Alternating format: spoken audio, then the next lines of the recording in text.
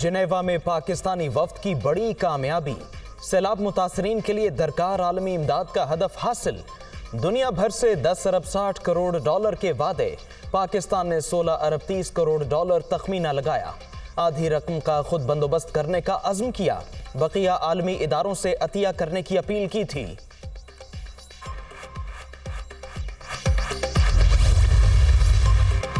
Geneva conference میں اسلامی ترقیاتی بینک کا 4 ارب 20 کروڑ ڈالر دینے کا اعلان۔ ورلڈ بینک 2 ارب ڈالر، ایشین ڈیولپمنٹ بینک 1.5 ارب، ایشین انفراسٹرکچر ڈیولپمنٹ بینک اور سعودی عرب 1 ارب ڈالر فراہم کرے گا۔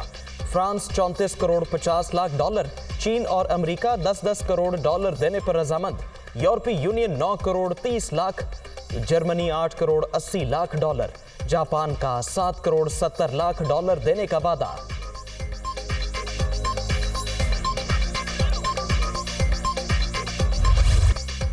سیلاب سے پاکستان کو 30 ارب ڈالر سے زائد کا نقصان ہوا۔ متاثرہ افراد کی بحالی کے لیے بڑے سرمائے کی ضرورت۔ عالمی امداد میں شفافیت ہماری ترجیح ہوگی، تھرڈ پارٹی آڈٹ کرائیں گے۔ وزیر اعظم شہباز شریف کی نیوز کانفرنس۔ موسمیاتی تبدیلی کے باعث آج پاکستان متاثر ہوا، کل کوئی دوسرا ملک ہو سکتا ہے۔ عالمی برادری کا فرض ہے کہ وہ پاکستان کو ماحولیاتی انصاف فراہم کرے۔ امید ہے کانفرنس معاون ثابت ہوگی۔ انتونیو گوتریس کا مشترکہ نیوز کانفرنس میں اظہار خیال۔ پاکستان میں سیلاب سے 3 کروڑ 30 لاکھ افراد متاثر، بیشتر علاقہ تاحال پانی میں ڈوبا ہوا ہے۔ تباہ کاریوں کا حجم بہت بڑا ہے، تعمیر نو کے اقدامات جاری ہیں۔ آئندہ قدرتی آفات سے بچنے کے لیے پاکستان نے فریم ورک بنا لیا۔ وزیر خارجہ بلاول بھٹو کا جنیوا میں بین الاقوامی کانفرنس سے خطاب۔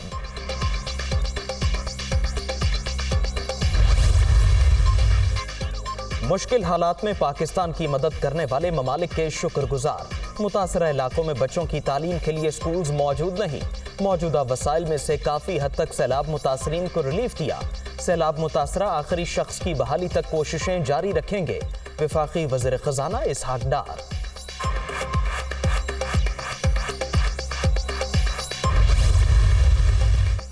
جنیوا کانفرنس میں وعدے توقع سے زیادہ ہوئے۔ آئی ایم ایف سے معاہدہ ہوگا تو ہی ورلڈ بینک اور ایشین ڈیولپمنٹ بینک سے پیسے آئیں گے۔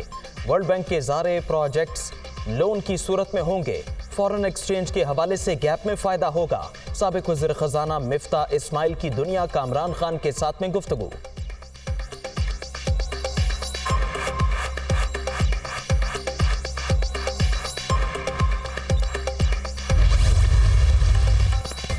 آئی ایم ایف پیکج پاکستان کو دیوالیہ ہونے سے بچانے کے لیے کافی ہوگا۔ پیکج سے جون تک ڈیفالٹ ٹل جائے گا۔ مالیاتی ادارے سے رقم ملنے پر دوست ممالک اور ورلڈ بینک سے 5 ارب ڈالر آ سکتے ہیں۔ پاکستان کی بگڑتی صورتحال پر سارے متعلقہ ادارے فکر مند ہیں، بلومبرگ کی رپورٹ۔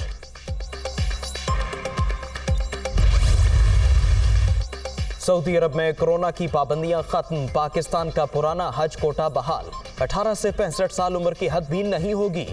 عمرہ ویزے کی میعاد 30 سے بڑھا کر 90 روز۔ عمرہ زائرین کو کسی بھی شہر کے سفر کی اجازت ہوگی۔ سعودی وزارت حج و عمرہ کا اعلان۔ پنجاب اسمبلی کے اجلاس میں حکومت اور اپوزیشن آمنے سامنے، فریقین کی ہنگامہ آرائی اور نعرے بازی۔ شور شرابے کے دوران مختلف بلز کی منظوری۔ جب بھی عدالت کہے گی اکثریت ثابت کریں گے۔ آصف زرداری کو اب سمجھ جانا چاہیے ہر وقت لوگوں کو نہیں خریدا جا سکتا۔ صوبائی وزیر راجہ بشارت کی گفتگو۔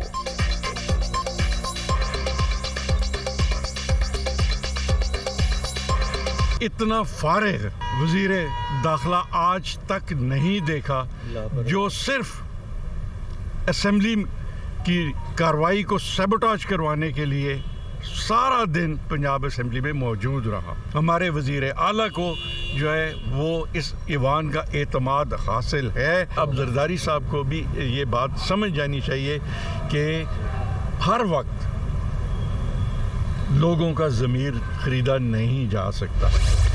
جس حکومت کے پاس اب اکثریت نہیں ہے اور وہ گورنر کی طرف سے ووٹ آف کانفیڈنس لینے کی ایڈوائس کے خلاف جو ہے وہ عدالت میں گئی ہوئی ہے، ورنہ اگر ان کے پاس نمبر ہوتا تو اتنا جتن کرنے کی ضرورت ہی کوئی نہیں تھی. ان کے پاس 186 کا نمبر نہیں ہے. ہمارے پاس اکثریتی نمبر ہے.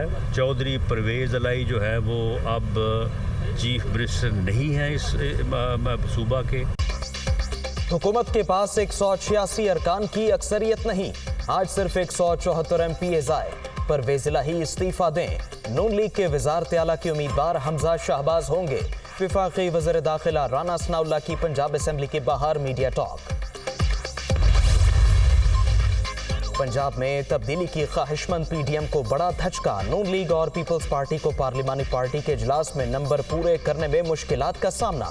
اجلاس میں 150 سے کم ارکان شریک. پیپلز پارٹی کے صرف 2 ایم پی ایز نے شرکت کی. اہم اتحادی کی عدم دلچسپی پر مسلم لیگ نون کی قیادت مایوس. اجلاس کی اندرونی کہانی دنیا نیوز پر.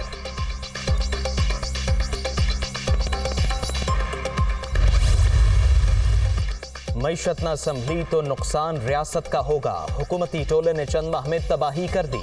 لاؤ لشکر کے ساتھ جنیوا جا کر بھیک مانگتے انہیں شرم نہیں آتی. نہ اہل ٹولہ وہاں سے بھی خالی ہاتھ لوٹے گا. پنجاب حکومت مثبت انداز میں آگے بڑھ رہی ہے. عمران خان کی وزیر اعلیٰ پنجاب چودھری پرویز الہی سے گفتگو. ملاقات میں راسخ الہی بھی شریک.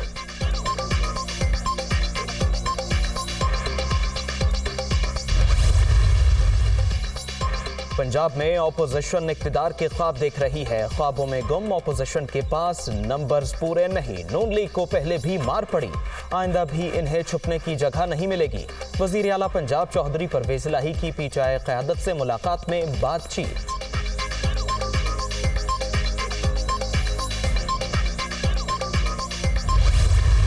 بہت شور تھا, بڑے نمبروں کی بھی بات کی گئی. عددی اکثریت حکومت نے دوبارہ دکھائی ہے. یہاں پر کوئی نمبرز کا مسئلہ نظر نہیں آ رہا. جس وقت قانوناً کوئی ضرورت پڑے گی یا ہمارے خیال میں سیاسی طور پر ہمیں ضرورت ہے اعتماد کا ووٹ لینے کی, ہم بالکل لے لیں گے. اپنی مرضی کے دن لیں گے, اپوزیشن کے مطالبے کے اوپر نہیں لیں گے. آج پنجاب حکومت نے دوبارہ عددی اکثریت دکھا دی. پنجاب اسمبلی میں اعتماد کا ووٹ اپنی مرضی کے دن لیں گے. اپوزیشن کی خواہشات پر چلنے کی ضرورت نہیں. الیکشن سے ہی پاکستان کو مشکلات سے نکالا جا سکتا ہے. اسد عمر کی لاہور میں میڈیا ٹاک.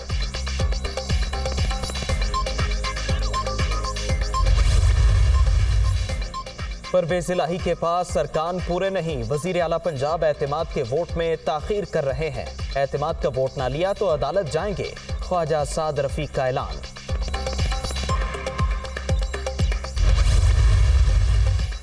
پنجاب میں تبدیلی ضرور آئے گی. آپ کے پاس ووٹ پورے ہیں تو اعتماد کا ووٹ کیوں نہیں لے رہے؟ عمران خان کی اصلیت سامنے آنے پر مایوس لوگ نئی پارٹیاں نئی پناہ گاہیں ڈھونڈ رہے ہیں. پاور شیئرنگ فارمولے کا کوئی علم نہیں. الیکشن وقت پر ہی ہوں گے. خواجہ آصف کی میڈیا ٹاک.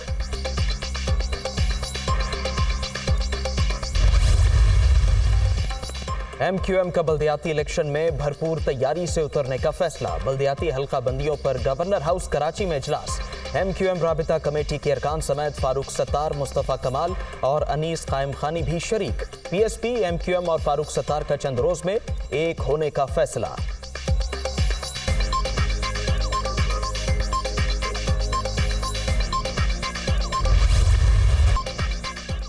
کراچی اور حیدرآباد میں بلدیاتی انتخابات کا دوسرا مرحلہ 15 جنوری کو ہی ہوگا. پرانی ووٹر لسٹوں پر انتخابات کرائے جائیں گے. نئی ووٹر فہرستوں پر کرانے سے متعلق ایم کیو ایم کی درخواست مسترد. الیکشن کمیشن نے محفوظ فیصلہ سنا دیا. چیف سیکرٹری اور آئی جی سندھ کو انتخابات کے انعقاد کے لیے اقدامات کرنے کی ہدایت.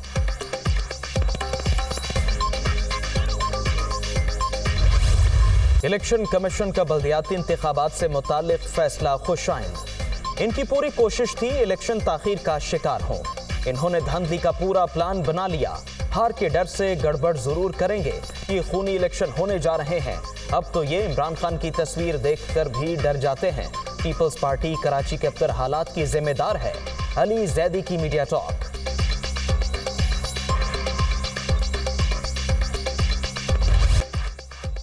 Army chief general Asim Munir کی سعودی ولی عہد شہزادہ محمد بن سلمان سے ملاقات. باہمی دلچسپی کے امور پر تبادلہ خیال. دو طرفہ تعلقات, فوجی اور دفاعی تعاون مزید مستحکم بنانے پر اتفاق. सऊदी वली अहद ने जनरल आसिम मुनीर को आर्मी चीफ का ओहदा संभालने पर मुबारकबाद दी।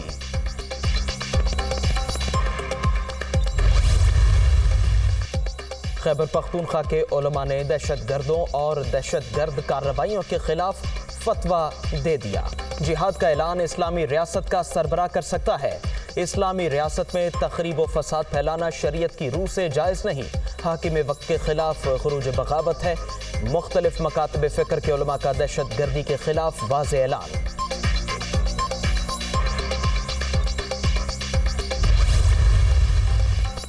इसहाक डार अभी तक मईशत की बहाली का रोड मैप देने में नाकाम। वज़ीर ख़जाना की अब तक वाहिद कामयाबी अपने असासे बहाल कराना है। पीडीएम के नालायकों ने 8 माह में मईशत का जनाजा निकाल दिया। अवामी हुकूमत ही मुल्क को मुआशी बहरान से निकाल सकती है। सीनियर सूबाई वजीर मियां असलम इकबाल। अवाम के लिए पेट की आग बुझाना मुश्किल, सरकारी आटे का हुसूल ख्वाब बन गया। फैसलाबाद, मुल्तान, पेशावर, कोयटा समेत कई शहरों में लंबी कतारें, हर जगह दर्दनाक मनाजिर। हाथों में पैसे थामे मर्दों के साथ खवातीन भी खार। सेल पॉइंट्स 2 गुना होने के बावजूद मुश्किलात बरकरार। पेट की आग कैसे बुझाएं, सरकार बताए गरीब कहाँ जाएं। चेहरों पर कर्ब आया।